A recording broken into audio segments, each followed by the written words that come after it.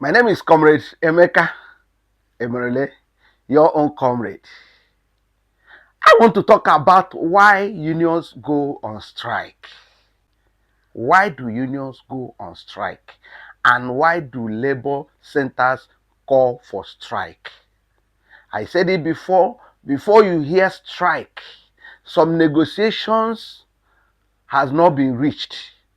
Some agreement have not been reached. Now you hear ASU threatened for 2 weeks strike. In the university, everybody knows as Nigerian universities is strike, ASU strike, ASU strike. If you don't know, if you don't understand, you would think that they just come up and they go to strike. No.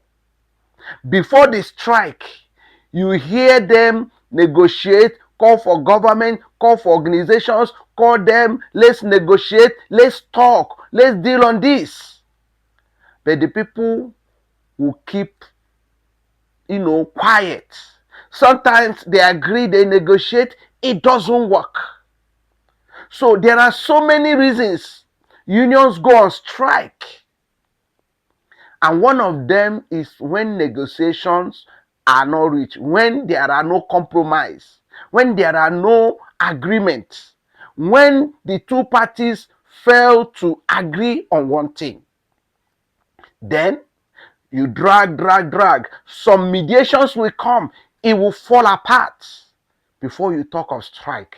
But I tell you, strike is not the first thing. Before you hear any union call for strike, they've tried different methods, because there are 2, 3, 4, 5 different methods to settle the issue between worker and employer. There are different methods, there are different ways. Before any union go on strike, they must have applied even internal dispute resolutions. They've tried it. They've called for negotiation.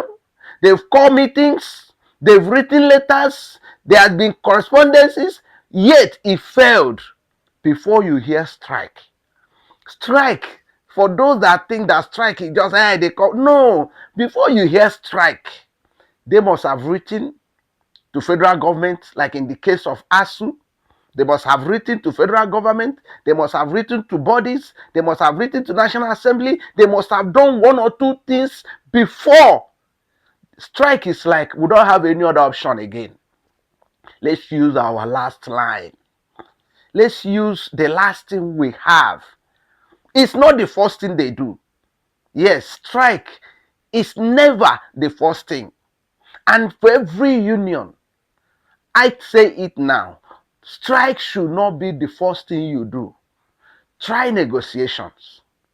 Try agreement. Try meetings. Try roundtable discussions. Try call for help. Don't just go we no agree. You are going for, no. It's not that way.